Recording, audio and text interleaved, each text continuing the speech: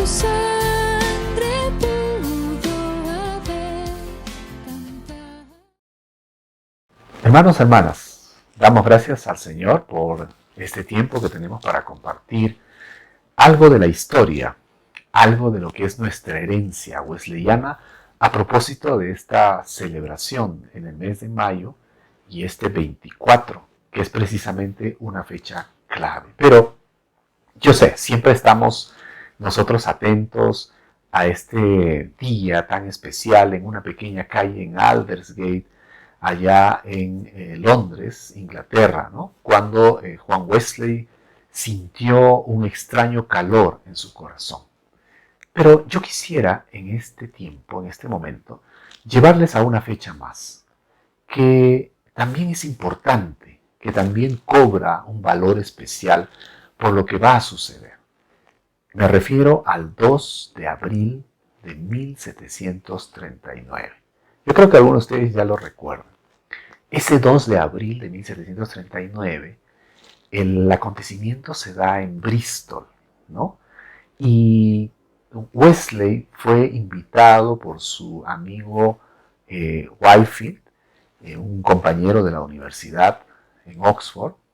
Años atrás habían compartido juntos las aulas. Y Whitefield acababa de regresar de Estados Unidos, ¿no? Había ido a hacer la predicación, enseñanza de la palabra, y él volvía muy entusiasta a Inglaterra. Sin embargo, ya las revueltas, los reclamos en el país, especialmente en esta zona, una zona minera, por el alto costo del maíz, los bajos salarios, el tiempo de trabajo y todo, había generado inestabilidad. Y Whitefield había puesto la mirada precisamente en este lugar. Bueno, por razones que ahora no lo vamos a explicar. Sin embargo, invita a Wesley. Y Wesley nunca en su vida había predicado más allá del templo. Y ahí está la clave de este abril de 1739. Pero le invita a predicar. Vamos a ir a una zona al aire libre, a los campos. Y Wesley duda. Le consulta a su hermano Carlos y Carlos le dice, no, definitivamente no. Y él estaba en una sociedad, en una comunidad de hermanos y hermanas ya, digamos, metodistas. Incluso lo pone a consulta. ¿Debo ir o no debo ir? Y miren lo que dice esta comunidad, ¿no? Entran en debate, en conversación, en reflexión y finalmente deciden echar la suerte. Y se acepta, sale que sí debe ir. Contrariamente a la opinión de Carlos Wesley. Y lo que sí él anota en su diario, y yo quisiera leerlo aquí, me parece importante porque estamos ya el 31 de marzo, casi 2 días antes del 2 de abril, ¿no? Y él anota lo siguiente, dice, por la noche llegué a Bristol y ahí me encontré con el señor Whitefield. Apenas pude reconciliarme al principio con esta extraña idea de predicar en los campos, ¿no? Habiendo sido toda mi vida tan tenaz en todos los puntos relacionados con la decencia y el orden. O sea, Wesley está pensando en cuán importante es respetar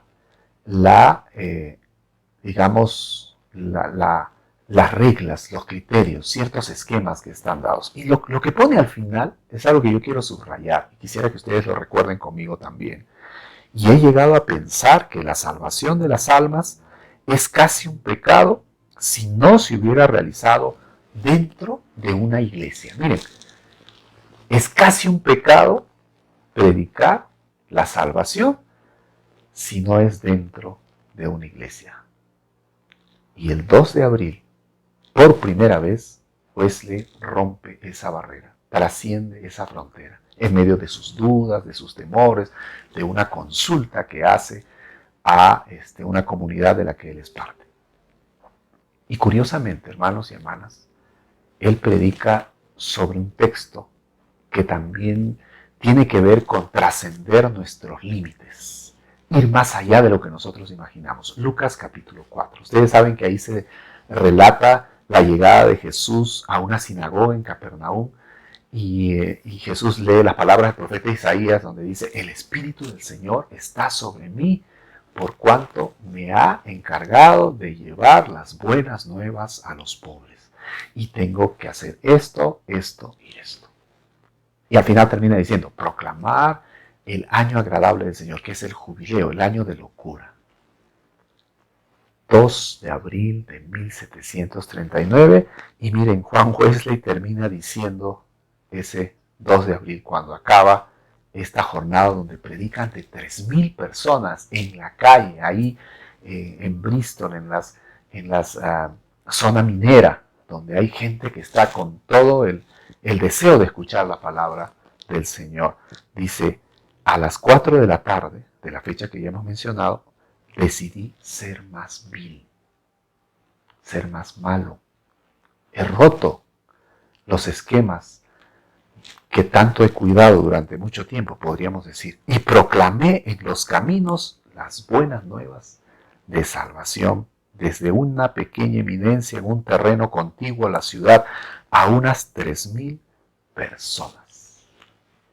Hermanos, hermanas, este domingo es domingo de Pentecostés, donde el Espíritu de Dios llega a la iglesia y la moviliza de tal manera que la gente no entiende lo que está pasando. Trascienden todas las fronteras. Y Jesús llega a Capernaum también, ¿no? Y dice, el Espíritu del Señor está sobre mí, por cuanto me moviliza, me lleva hacia anunciar las buenas nuevas a los pobres. Más allá de lo que imaginan ustedes, los de la sinagoga.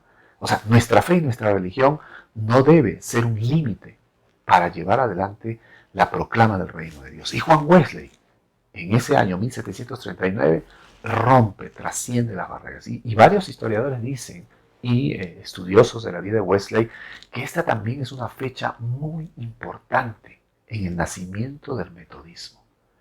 Hermanos, hermanas, este domingo también de Pentecostés 23, que está casi colindante con esa fecha tan especial que nosotros recordamos, 24, nos debe ayudar a pensar también en nuestra experiencia hoy.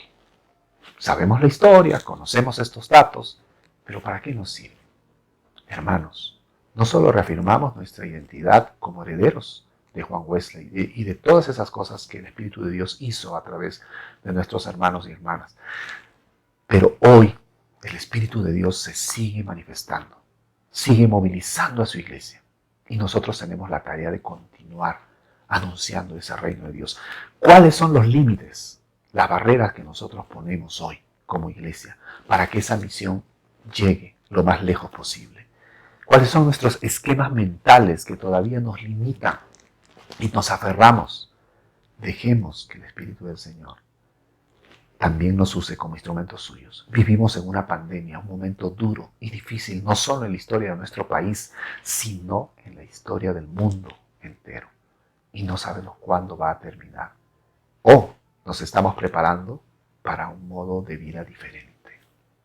Hermanos, la iglesia continúa adelante. No importan las restricciones, las limitaciones. Tenemos que reinventar el trabajo de ser comunidad que anuncia el Evangelio más allá de lo que nosotros imaginamos. Que el Señor les bendiga, que el Señor les acompañe y que su paz esté siempre en nuestros corazones para compartirlo donde quiera que vayamos.